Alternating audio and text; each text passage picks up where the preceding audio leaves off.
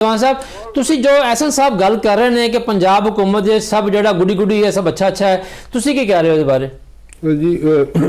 ये बातां जड़ियां ने फर्जी जिन्हां च कोई मकसद नहीं देखो ये तरक्की इन्हां दी है वे कि मैडम जड़ी इन्हां दी मिनिस्टर बने चीफ मिनिस्टर साहबा 17 करोड़ रुपया उन्हें नकद लिता हवाई जहाज एयरपोर्ट का लिता ਉਹਦੇ ਤੇ ਮੇਰਾ 24-25 ਕਰੋੜ ਰੁਪਇਆ ਉੱਥੇ ਖਰਚ ਕੀਤਾ ਉਹਦੇ 'ਚ ਸਹੇਲੀਆਂ ਗਈਆਂ ਉਹਦੀਆਂ ਬੇਟੀ ਦੀਆਂ ਚੀਫ ਸੈਕਟਰੀ ਦਾ ਪੁੱਤਰ ਗਿਆ ਤੇ ਹੋਰ ਮੁੰਡੇ ਦੇ ਦੋਸਤ ਗਏ 7 ਦਿਨ 8 ਦਿਨ 24 ਕਰੋੜ ਰੁਪਇਆ 40 ਕਰੋੜ ਰੁਪਇਆ ਹਜ਼ਮ ਕਰਕੇ ਤੇ ਜਨਾਬ ਵਾਪਸ ਆਈਆਂ 1 ਟਕੇ ਦਾ ਮੈਨੂੰ ਫਾਇਦਾ ਦੱਸੋ ਮੁਲਕ ਨੂੰ ਹੋਇਆ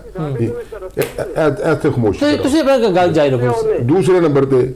ਤੁਸੀਂ ਮੈਨੂੰ ਦੱਸੋ ਦਾ ਇੱਕ ਫੰਕਸ਼ਨ ਹੈ ਜਿੰਨੀ ਕੁਰਸੀ ਤੇ ਜਿੰਨੀ ਸੈਟਅਪ ਲੱਗਦਾ ਮੇਰਾ ਖਿਆਲ ਹੈ ਕਿਸੇ ਗਰੀਬ ਦਾ ਜਿੰਨਾ ਰੁਪਿਆ ਲੱਗਦਾ ਇਹਦੇ ਤੇ 300 ਅਗਰ ਇੱਕ ਫੈਕਟਰੀ ਲੱਗੀ ਹੋਵੇ ਨਾ 300 ਮਜ਼ਦੂਰ ਉਹਦੇ ਚ ਕੰਮ ਕਰ ਸਕਦੇ ਨੇ ਜਿਹੜਾ ਰੋਜ਼ਾਨਾ ਦਾ ਉਹਦਾ ਖਰਚਾ ਹੈ ਤੁਸੀਂ ਮੈਨੂੰ ਦੱਸੋ ਉਹ ਕਿਹੜੀ ਤਰੱਕੀ ਹੈ ਜਿਹੜੀ ਨਜ਼ਰ ਆ ਰਹੀ ਹੈ ਕਿਸਾਨ ਰੋਣ ਡਿਆ ਕਾਰੋਬਾਰੀ ਰੋਣ ਡਿਆ ਮੁਲਕ ਦੀ ਹਾਲਤ ਹੈ ਵੀ ਕਿ 80,000 रुपया मकरूज से जो असीं छड्ड के गए फी बंदा अज 2,80,000 रुपये का मकरूज है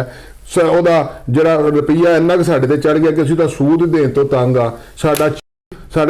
ਜਾ ਕੇ ਉੱਥੇ ਉਹਨਾਂ ਦੇ ਟਰੰਪ ਸਾਹਿਬ ਦੇ ਬੇਟੇ ਦੀ ਸੀਓ ਨਾਲ ਆਪਣਾ ਲੈ ਕੇ ਗਏ ਨੇ ਮਿਨਿਸਟਰ ਫਾਈਨਾਂਸ ਮਿਨਿਸਟਰ ਜਿਹੜਾ ਸਾਈਨ ਕਰ ਰਿਹਾ ਉਹਦੀ ਕੰਪਨੀ ਦੇ ਨਾਲ ਤੇ ਉੱਥੇ ਜਾ ਕੌਣ ਰਿਹਾ ਸ਼ਹਬਾਜ਼ ਸ਼ਰੀਫ ਸਾਹਿਬ ਨਾਲ ਲੋ ਇਹ ਤੇ ਤੁਹਾਡੇ ਕੰਮ ਹੋ ਰਹੇ ਨੇ ਇਹ ਕੋਈ ਮੁਲਕੀ ਕੰਮ ਲੈਵਲ ਤੇ ਹੋਵੇ ਤੇ ਚਲੋ ਜੀ ਅਸੀਂ ਉਹਨੂੰ ਕਰੀਏ ਕਿ ਜੀ ਸਾਨੂੰ ਕੁਛ ਆ ਰਿਹਾ ਸਾਡਾ ਰੈਕੋਰਡਿੰਗ ਦਾ ਨਹੀਂ ਪਤਾ ਲੱਗਾ ਉਹਦੇ ਪੈਸੇ ਕੌਣ ਖਾ ਰਿਹਾ ਤੁਹਾਨੂੰ ਪਤਾ ਉਹਦਾ ਫੈਸਲਾ ਕੀ ਹੋਇਆ ਜਿੰਨੀ ਦੇਰ ਆਪਣੇ ਪੈਸੇ ਨਹੀਂ ਪੂਰੇ ਕਰਨਗੇ ਨਾ ਉਨੀ ਦੇਰ ਪਾਕਿਸਤਾਨ ਨੂੰ ਕੁਛ ਨਹੀਂ ਮਿਲੇਗਾ ਉਹ ਕਿਹਨੇ ਕੀਤਾ ਹੈ ਇਹਨਾਂ ਨੇ ਕੀਤਾ ਤੁਹਾਡਾ ਕੰਮ ਇਹ ਬੋਲ ਨਹੀਂ ਸਕਦੇ ਇਹਨਾਂ ਦੀ ਜ਼ਬਾਨ ਸਿਰਫ ਇੱਥੇ ਬਿਠਾਉਣ ਲਈ ਇਹਨਾਂ ਨੂੰ 47 ਫਾਰਮ ਦਿੱਤਾ ਗਿਆ ਅਸੀਂ ਤੇ ਇਹਨਾਂ ਦੇ ਸਵਾਲਾਂ ਦੇ ਜਵਾਬ ਐਸਰੇ ਨਹੀਂ ਦੇਣੇ ਇੱਕ ਪੈਰ 'ਚ ਬੈਠਾ ਦਾ ਪਈਆਂ ਸ਼ਹਬਾਜ਼ ਸ਼ਰੀਫ ਤੇ ਨਵਾਜ਼ ਸ਼ਰੀਫ ਦੂਸਰੇ ਜ਼ਰਦਾਰੀ ਬੈਠਾ ਵਾ ਬੂਟਾਂ 'ਚ ਤੇ ਅਸੀਂ ਗੱਲਾਂ ਇਹਨਾਂ ਨਾਲ ਕੀ ਕਰੀਏ ਜੇ ਇਹਨਾਂ ਦੀ ਕੋਈ ਗੱਲ ਇਸ ਕਾਬਲ ਹੋਵੇ ਸਾਡੇ ਲਈ ਤੇ ਸਮਝੋ ਲੇਕਿਨ ਦੀਵਾਨ ਸਾਹਿਬ ਇਹ ਇਲਜ਼ਾਮ ਤੇ ਤੁਹਾਡੀ ਪਾਰਟੀ ਦੇ ਵੀ 2018 ਦੇ ਉਹ ਭੁਗਤਣ ਦੇ ਆਣੇ ਜੀ ਤੁਸੀਂ ਬੂਟੇ ਸਾਰੇ ਆਏ ਸੀ ਬਿਲਕੁਲ ਜੇ ਅਸੀਂ ਕੀਤਾ ਨਾ ਤੇ ਅਸੀਂ ਭੁਗਤਣ ਦੇ ਜੇ ਅੱਜ ਉਹ ਇਨਸ਼ਾਅੱਲਾ ਆਇੰਦਾ ਅਸੀਂ ਇਹਦਾ ਲੈਵਲ ਆਪਣੇ ਤੇ ਨਹੀਂ ਲੱਗਣ ਦੇਾਂਗੇ ਅਸੀਂ ਇਹਦਾ ਮਦਾਵਾ ਕਰਾਂਗੇ ਮੈਂ ਵੀ ਮਾਰਸ਼ਲ ਦੇ ਦਰਮਿਆਨ ਰਿਹਾ ਮੈਂ ਪ੍ਰਵੇਜ਼ ਮੁਸ਼ਰਫ ਦੇ ਦੌਰ 'ਚ ਮੈਂ ਪੀਪਲ ਪਾਰਟੀ ਦੇ ਵਿੱਚ ਰਿਹਾ ਇੱਥੇ ਮੈਂ ਮੈਂਬਰ ਅਸੈਂਬਲੀ ਵੀ ਰਿਹਾ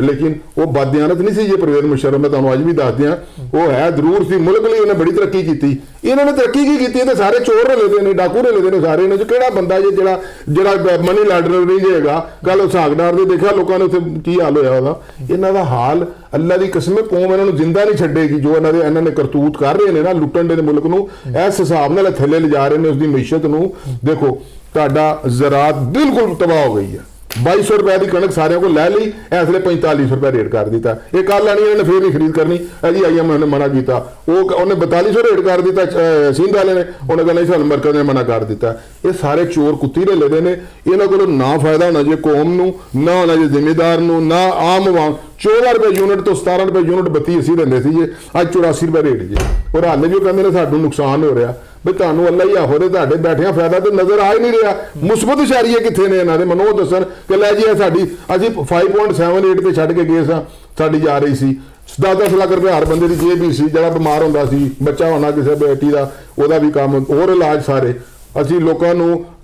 ਸੜਕਾਂ ਤੋਂ ਉਠਾ ਕੇ ਤੇ ਉਹਨਾਂ ਨੂੰ ਲੰਗਰ ਖਾਨਿਆਂ ਤੋਂ ਰੋਟੀ ਵੀ ਤੇ ਨਾਲ ਉਹਨਾਂ ਲਈ ਉਹਨਾਂ ਦੇ ਬਣਾਏ ਸਨ ਹੋਮ ਸ਼ਟਲ ਹੋਮ ਵੀ ਜਿੱਥੇ ਰਾਤ ਨੂੰ 72 ਘੰਟੇ ਤੱਕ ਉਹਨਾਂ ਨੂੰ ਇਜਾਜ਼ਤ ਸੀ ਤੁਸੀਂ ਮੈਨੂੰ ਦੱਸੋ 14,000 ਰੁਪਏ ਅਸੀਂ ਫੀ ਕਸ ਨੂੰ ਦਿੱਤਾ 2 ਸਾਲ ਕਰੋਨਾ ਰਿਹਾ ਸੀ ਹਰ ਘਰ ਦੇ ਬੱਚੇ ਨੂੰ ਫਰਦ ਨੂੰ ਟੀਕੇ ਲਾਏ ਮੋਬਾਈਲ ਜਿਹੜੀ ਕੋਈ 25,000 ਰੁਪਏ ਤੱਕ ਵੀ ਮੋਬਾਈਲ ਦੀ ਕੀਮਤ ਸੀ ਜਿਹੜੀ ਸੀ ਅਦਾ ਕਰਕੇ ਲੋਕਾਂ ਨੂੰ ਲਵਾਇਆ ਔਰ ਮੁਲਕ ਉੱਠ ਰਿਹਾ ਸੀ ਬਾਹਰੋਂ ਵੀ ਦੁਨੀਆ ਦੀ ਸਾਡਾ ਐਮਏ ਸੀ ਅੱਜ ਤੁਹਾਡਾ ਐਮਏ ਕੀ ਹੈ ਤੁਹਾਨੂੰ ਅਦਾਲਤ ਤੁਹਾਡੀ 2 ਸਾਲ ਕੇਸ ਨਹੀਂ ਲੈਂਦੀ ਇਹ ਤੁਸੀਂ 26ਵੀਂ ਤਰਮੀਮ ਤੇ 27ਵੀਂ ਤਰਮੀਮ ਤੁਸੀਂ ਲੋਕਾਂ ਨੂੰ ਕੀ ਸਮਝਦੇ ਹੋ ਮੈਂ ਤਾਂ ਕੁਝ ਵੀ ਨਹੀਂ ਮੈਂ ਬੋਲਣ ਵਾਲਾ ਹੀ ਨਹੀਂ ਮੇਰੀ ਤਾਂ ਤਾਲੀਮ ਕੋਈ ਨਹੀਂ ਮੈਂ ਬੋਲ ਨਹੀਂ ਸਕਦਾ ਤੁਸੀਂ ਇੱਕ ਆਮ ਬੰਦੇ ਨਾਲ ਕੌਮ ਨੂੰ ਖੜੇ ਕਰਕੇ ਤੇ ਗੁਫ਼ਤਗੂ ਕਰੋ ਤਾਂ ਤੁਸੀਂ ਹੈਰਾਨ ਹੋ ਜਾਓ ਤੁਹਾਡੇ ਫੱਟੇ ਉਠਾ ਕੇ ਰੱਖ ਦੇਵੇ ਜੋ ਤੁਸੀਂ ਮੁਲਕ ਨਾਲ ਜ਼ੁਲਮ ਔਰ ਜ਼ਿਆਦਤੀਆਂ ਕਰ ਰਹੇ ਜੇ ਇਹ ਕਿੱਥੇ ਕਾਨੂੰਨ ਹੈਗਾ ਕਿ ਜਿਹੜਾ 2 ਸਾਲ ਜੱਜ ਨਾ ਸੁਣੇ ਕਿੱਥੋਂ ਫੜ ਕੇ ਲਿਆਂਦੇ ਜੇ ਸਾਰੇ ਇਹ ਬੱਕਰੇ ਦੀ ਖੱਲ ਲਾਣ ਵਾਲੇ ਨਹੀਂ ਹੈਗੇ ਖੱਲ ਜਿਹੜਾ ਤੁਸੀਂ ਜੱਜ ਬਣਾਇਆ ਵਾ ਸਾਰਿਆਂ ਨੂੰ ਸਹੀ ਅੱਛਾ ਖਾਲਿਦ ਕਿਉਂ ਸਾਹਿਬ ਇਹ ਤਾਂ ਸਾਡੇ ਤਰੀਕੇ ਇਨਸਾਫ ਤੇ ਨੂਨ ਲੀਗ ਦੇ ਸਾਥੀਆਂ ਨੇ ਆਪਣੀ ਗੱਲ ਕੀਤੀ ਮੈਨੂੰ ਤੁਹਾਨੂੰ ਇੱਕ ਸਵਾਲ ਇਹ ਕਰਨਾ ਹੈ ਕੱਲ ਬਰਾਵਲਪੁਰ ਜ਼ਰਦਾਰੀ ਸਾਹਿਬ ਨੇ ਤਕਰੀਬਨ 2-2.5 ਘੰਟੇ ਦੀ ਇੱਕ ਤਕਰੀਰ ਕੀਤੀ ਹੈ ਉਹ ਜਿਹਦੇ ਵਿੱਚ ਕਿ ਉਹਨਾਂ ਨੇ ਸਿੰਧ ਹਕੂਮਤ ਦੀ ਪੂਰੀ ਕਾਰਕਰਦਗੀ ਬਿਆਨ ਕੀਤੀ ਹੈ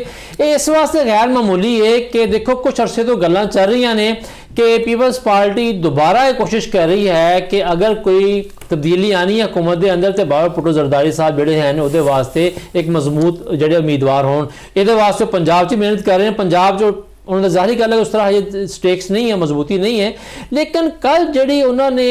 2-2.5 ਘੰਟੇ ਜੋ ਦੱਸਿਆ ਹੈ, ਜੋ ਬਿਆਨ ਕੀਤਾ ਹੈ, ਇਹ ਸਿਰਫ ਇੱਕ ਸਾਦਾ ਗੱਲ ਇੰਨੀ ਤਾਂ ਨਹੀਂ ਹੋ ਸਕਦੀ ਨਾ ਕਿ ਸਿੰਧ ਹੁਕੂਮਤ ਦੀ ਕਾਰਗਰਦਗੀ, ਇਹ ਤਾਂ ਪਸ ਮੰਜ਼ਰ ਦੇ ਵਿੱਚ ਕੀ ਗੱਲ ਹੈ।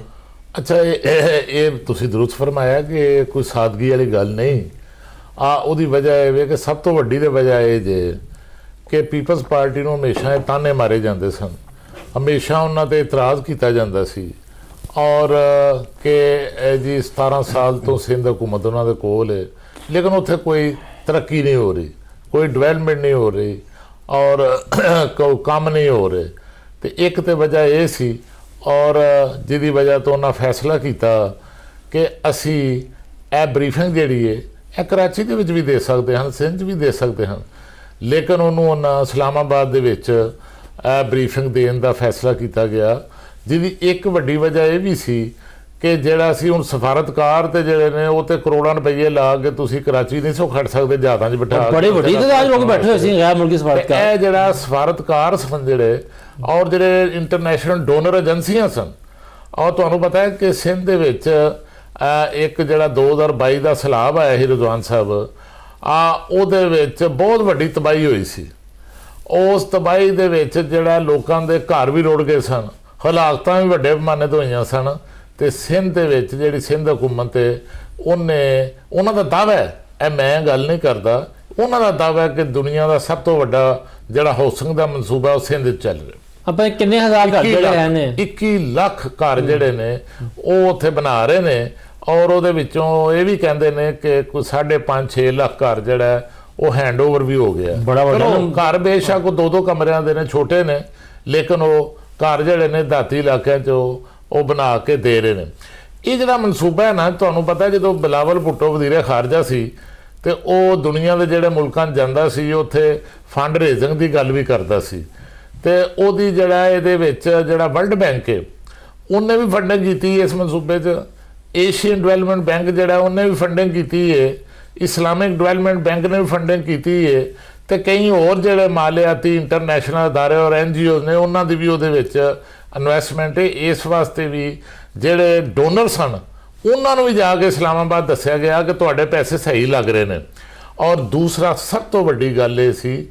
ਕਿ ਮੈਂ ਸਮਝਦਾ ਕਿ ਬਿਲਾਵਲ ਭੁੱਟੋ ਨੇ ਸਿੰਧ ਦੀ ਕਾਰਗਰਦਗੀ ਦੱਸ ਕੇ, ਤੇ ਮੈਂ ਸਮਝਦਾ ਅਗਲੇ ਇਲੈਕਸ਼ਨ ਦੇ ਵਿੱਚ ਉਹਨੇ ਆਪਣੀ ਜਿਹੜੀ 2 ਸਾਲ ਬਾਅਦ ਹੋਣ 3 ਸਾਲ ਬਾਅਦ ਹੋਣ ਉਹਦੇ ਵਿੱਚ ਮੈਂ ਸਮਝਦਾ ਉਹਨੇ ਆਪਣੀ ਜਿਹੜੀ ਇੰਤਖਾਬੀ ਉਹਦੀ ਮੁਹਿੰਮ ਹੈ, ਕੰਪੇਨ ਹੈ, ਉਹਦਾ ਵੀ ਉਹਨੇ ਜਿਹੜਾ ਆਗਾਜ਼ ਕਰਤਾ ਹੈ। ਔਰ ਇੱਕ ਗੱਲ ਹੋਰ ਜੇ ਰਿਜ਼ਵਾਨ ਸਾਹਿਬ, ਮੈਂ ਆ ਗੱਲਾਂ ਜਿਹੜੀਆਂ ਉਹਨੇ ਬਰੀਫਿੰਗ ਵਿੱਚ ਦੱਸੀਆਂ ਨੇ, ਤੇ ਤੁਸੀਂ ਪੁੱਛਿਆ ਤੇ ਮੈਂ ਗੱਲਾਂ ਕਰ ਰਿਹਾ, ਮੇਰਾ ਕਿਸੇ ਪਾਰਟੀ ਨਾਲ ਤਾਂ ਕੋਈ ਤਾਲੁਕ ਨਹੀਂ, ਅਸੀਂ ਤੇ ਇੱਕ ਗੈਰ ਜਾਣਬਦਾਰ ਤਜਜ਼ੀਆ ਕਰਨਾ, ਠੀਕ ਹੈ। ਉਹਦੇ ਤੇ ਉੱਥੇ ਕੰਮ ਹੋ ਰਹੇ ਨੇ ਜਾਂ ਨਹੀਂ ਹੋ ਰਹੇ, ਉਹ ਨੂਨ ਲੀਗ ਦੇ ਸਾਥੀ ਦੱਸਣਗੇ ਜਾਂ ਫਿਰ PTI ਦੇ ਦੋਸਤ ਜਿਹੜੇ ਨਾ ਦੱਸਣਗੇ।